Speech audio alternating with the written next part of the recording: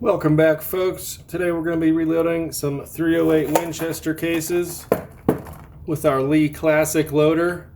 We've got our powder and our bullets and our primers here on site. So I'm going to show you how easy it is to do with only a hammer, a couple other small tools, and your Lee Classic loader here. So stick with me and we'll get to it. So here's a quick look at everything we're going to need, plus a few extras that I just kind of threw in here because we're dealing with cast bullets today, so some of this is going to be optional depending on if you're doing jacketed or cast. But anyways, you of course need your Lee loader. They recommend the chamfer and deburr tool. You can pick this up for maybe $4 or $5. So far you're at $40 and $45 for that. Another optional item, your primer pocket cleaner or scraper. That's another $3 or $4. You will eventually need to trim your cases, so this is the Lee lock stud and cutter with the case length gauge. You'll eventually have to trim your cases, so this is going to be another $10 to $15 for that setup. And since I'm traveling right now, I don't actually have my rifle with me, but a case gauge will tell us if we've resized our brass properly and if it'll actually chamber in the gun. So I brought this along because it's nice and small and handy, and it'll tell us everything we need to know about our ammo. Along with the Lee loader, you will need a hammer, your spent brass to reload, our bullets. Again, this is a cast bullet. This one is the Lee 312-155 with a gas check, and we are sized to 309. Gonna need some primers, and our powder, of course. And then the last thing here, this is actually a pin punch from a punch set, but you can see up here I'm using it as an expanding mandrel because we have to just barely open up our case mouth to help accept that cast bullet back here. So that is required, but don't worry, your Lee loader can also crimp that back down at the end, so I'll show you how to do that as well. And if you have a pistol set for the Lee loaders, they include an expanding tool, but not for the rifles. So I had to kind of see what was in the toolbox, and this one seems to work just fine. And then inside our Lee loader, we have the priming rod. We have the actual die body with our seating stem tool and our priming tool here.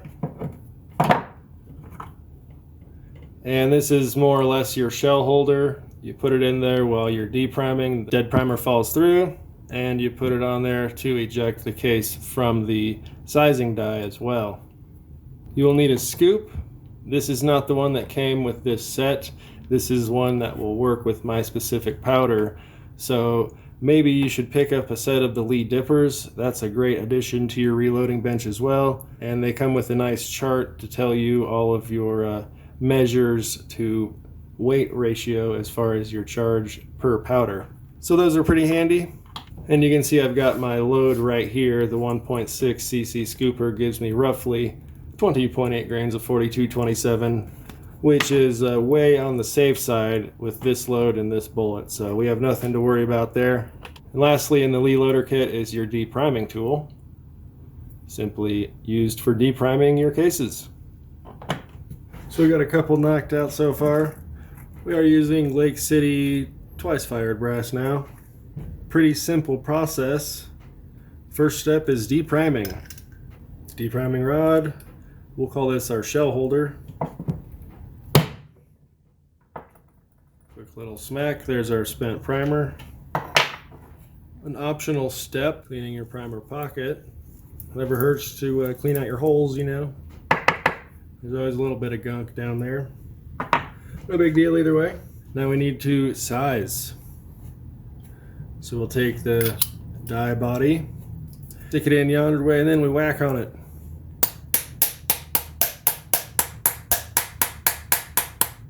And you'll know when you're good when the case head is totally flush, so we still have a little bit to go here. All right, much better there. Now we need to eject the sized case from our die body. use our priming rod into the shell holder.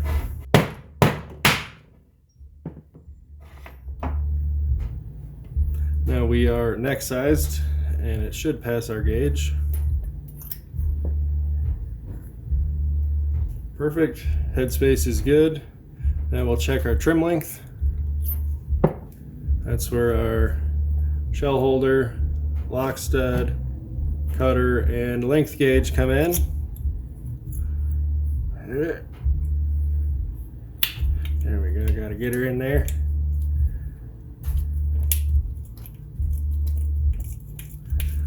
Hold that nice and sturdy and start spinning. And then eventually you'll run out of resistance and it'll pretty much freely spin. Now you've got a little flat lip on your brass. We need to take care of that. Chamfer and deburr tool. Let's get the inside. We'll get the outside. And now that's nice and cleaned up. Beautiful. Now we need to prime, but since we're shooting cast bullets, I'm going to expand our case mouth real quick. So back into our shell holder. Expanding mandrel goes in whichever fashion you decide to find one. A couple hits on that, doesn't take a whole lot. We'll check our bullet here and see if it fits. And that is completely sufficient. We just want enough to get around that diameter there so it gets a nice start and we're not going to be shaving off any of our coating.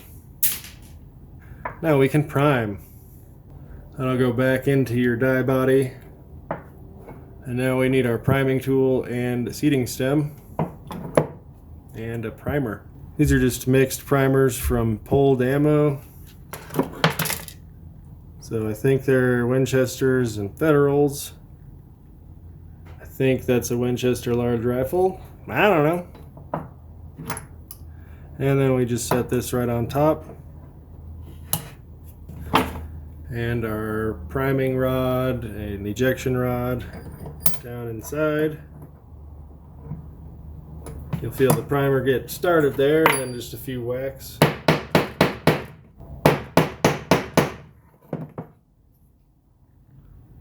And we are perfectly seated there with our primer. Nice and just at flush there, maybe slightly below, which is good. Now we're ready. I guess we leave that here. Dump in some powder. Back to our shell holder.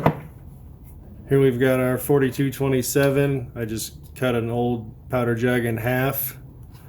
With our 1.6 cc scoop, we're getting roughly 20.8 grains. And I just kind of dip it down in there and then level it off. And since I don't have a funnel, it's sort of difficult here, but we'll try and not spill any.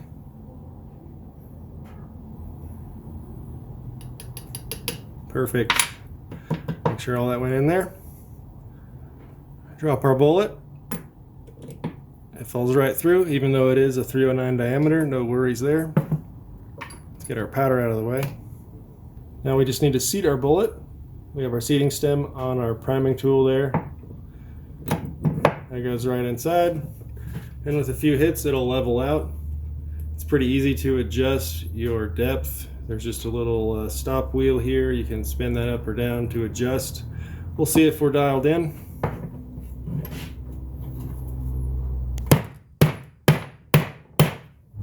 And you can see that's flush with no gap there. And we're all flush all the way there, so we should be good on our depth.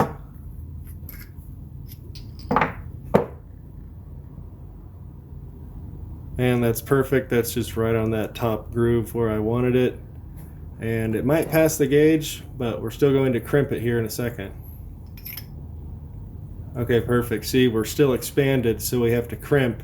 Otherwise, we're not going to be able to chamber with our case mouth expanded out. So this is a piece of cake. We go back to the shell holder. And where you would set your seating stem down in here, we turn this over and we can crimp right here. So flip this over this way. Now we can use our shell holder to not hit the primer, and we're going to crimp with a few hits this way.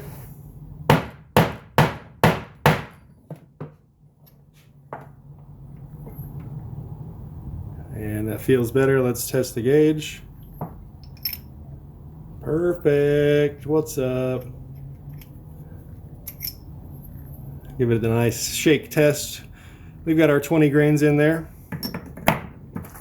Shoots about 2 inches at 100 yards if I recall that range trip, but that's pretty sweet right there. I'll tell you what, we should be moving roughly 1600, maybe 17, because we've got a longer barrel than the manual suggested. That's pretty much it there. It's a pretty simple process. I'm going to do a few more before we wrap it up. And also you can do them in batches, so we can like deprime all of them at once, and then we can, you know, size them all at once, we can trim them all at once, and then when we get to powder seating, we're good to go, and that process can go a lot faster. So let's try that with a few of them here.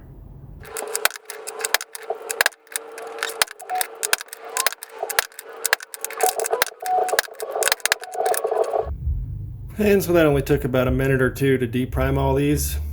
We'll clean up our pockets real quick.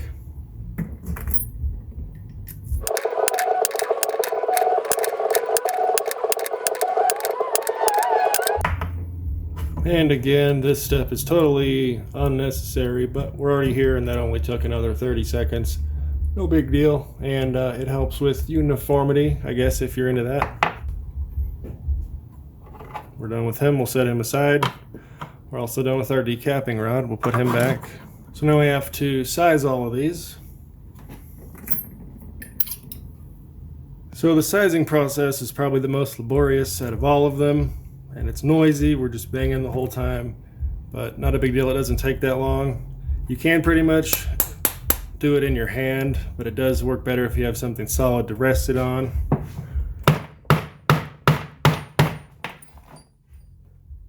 So if you have something like that, that'll work better for you. And you can also knock them out or eject them by hand.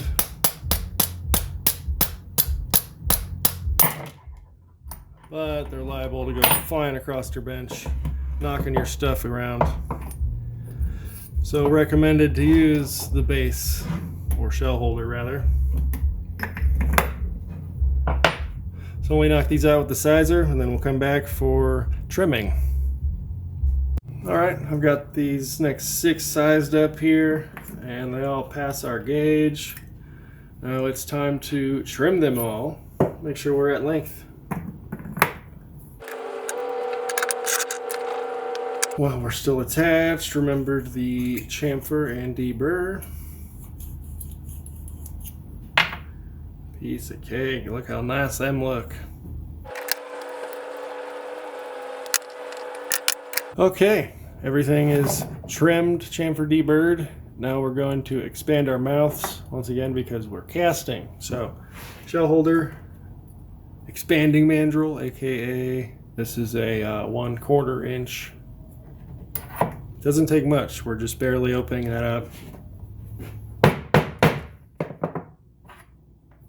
Couple 1, 2, 3, and then we'll check. Yep, perfect. That might even be a little too much.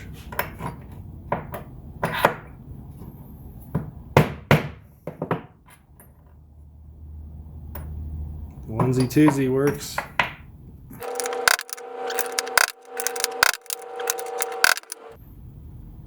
We're done with the expanding tool, we're done with our trimming tools, we're done with our decapper, we'll put those back. Next we're going to prime all these. Piece of cake, back into the body of the die. Primer into your priming tool. Set that right yonder way. Beautiful.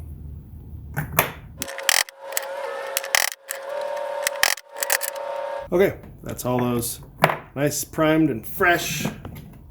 We're good with our priming tool now. We're going to use that as our seating stem next. And we're actually done with this priming rod, so it will go back into the case along with the other tools we're done with.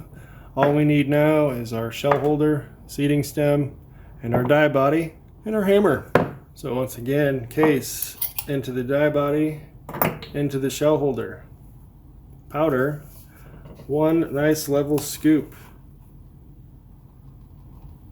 I just kind of dip it in and then level it off there. It's not the most precise method, but with some good practice, you should be able to get within a tenth or two, you know, up or down in either direction. So we have our powder, ready to seat our bullet. Powder's been poured, seating stem is in there, and you can see how much depth we have to go. So let's get her. Similar to when you're priming, you can hear the sound change when it's metal on metal contact rather than just the plug running through it. You can hear the sound change. That's when you know you're nice and bottomed out there. So what we have here is a 99% finished round. It might even pass our gauge once again. Okay, yep. We still need to crimp. No big deal. Pull out seating stem. This goes in upside down, shell holder on top.